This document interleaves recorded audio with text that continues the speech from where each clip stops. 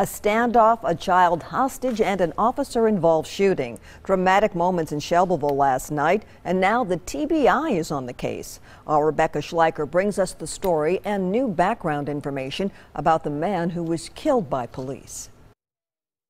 Shelbyville Police say they don't know why a man was holding his son hostage at gunpoint, but they say when he turned the gun on an officer, that officer opened fire.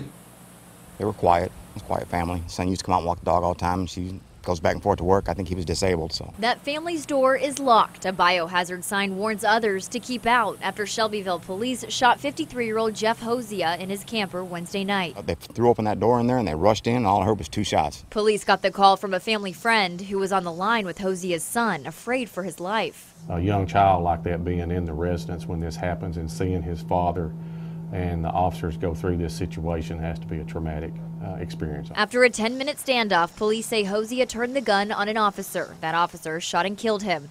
The chief calls it a shoot, don't shoot situation. When a suspect pulls a weapon on an officer and points it at him directly and the officer commands him to drop the weapon, if he does not comply, then the officer has reasonable grounds to use deadly force. Hosea was no stranger to violence or police. Records obtained by News Channel 5 show he held his son at gunpoint when they lived in Smyrna in 2014.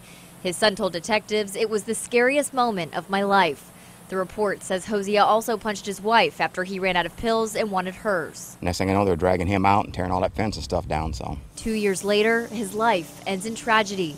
But for neighbors, it's raising questions. Why wasn't he getting help when 2 years ago he was sent for a mental evaluation? I mean, if he was mentally disabled, it should have been handled a different way, I think. But the officer who shot Hosea is a 20-year veteran of the department. They say he's on administrative leave until the investigation is complete. In Shelbyville, Rebecca Schleicher, News Channel 5. The police chief says his officer acted appropriately, but it is protocol to bring in the TBI when an officer is involved in a shooting.